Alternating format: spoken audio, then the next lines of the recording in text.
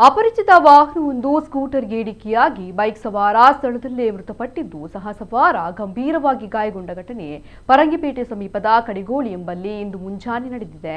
ಮೃತಪಟ್ಟವರನ್ನ ಬಜ್ಪೆ ಕೈಕಂಬ ನಿವಾಸಿ 28 ವರ್ಷದ ಅಭಿಜಿತ್ ಎಂದು ಗುರುತಿಸಲಾಗಿದ್ದು, ಗಂಭೀರ ಗಾಯಗೊಂಡ ಸಹ ಸವಾರನನ್ನ ಸಂದೀಪ್ ಎಂದು ಗುರುತಿಸಲಾಗಿದೆ. ಅಭಿಜಿತ್ ಅವರು ಸ್ನೇಹಿತ ಸಂದೀಪ್ ಅವರನ್ನ ಸ್ಕೂಟರ್ನಲ್ಲಿ ಬಂಟ್ವಾಳ ಅಮ್ಠಾಡಿ ಮನೆಗೆ ಬಿಟ್ಟು ಬರಲು ಹೋಗುತ್ತಿದ್ದ ವೇಳೆ ಮುಂಜಾನೆ ಸುಮಾರು 3 ಗಂಟೆ ವೇಳೆಗೆ ಪರಂಗಿಪೇಟೆ ಸಮೀಪದ ಕಡೆಗೋಳಿ ಎಂಬಲ್ಲಿ ಅಪರಿಚಿತ ವಾಹನ ಹಿಂಬದಿಯಿಂದ ಡಿಕ್ಕಿ ಹೊಡೆದು ಪರಾರಿಯಾಗಿದೆ. ಡಿಕ್ಕಿಯ ರಭಸಕ್ಕೆ ಸ್ಕೂಟರ್ ಪಲ್ಟಿಯಾಗಿದ್ದು, ಅಭಿಜಿತ್ ಸ್ಥಳದಲ್ಲೇ ಮೃತಪಟ್ಟಿದ್ದಾರೆ. ಗಾಯಗೊಂಡಿರುವ ಸಹ ಸವಾರ ಸಂದೀಪ್ ಅವರನ್ನ ಮಂಗಳೂರು ಖಾಸಗಿ ಆಸ್ಪತ್ರೆಗೆ ದಾಖಲಿಸಿ ಚಿಕಿತ್ಸೆ ನೀಡಲಾಗುತ್ತಿದೆ. ಘಟನಾ ಸ್ಥಳಕ್ಕೆ ಬಂಟ್ವಾಳ ಟ್ರಾಫಿಕ್ ಪೊಲೀಸರು ಭೇಟಿ ನೀಡಿ ಪರಿಶೀಲನೆ ನಡೆಸಿ ಪ್ರಕರಣ ದಾಖಲಿಸಿಕೊಂಡಿದ್ದಾರೆ.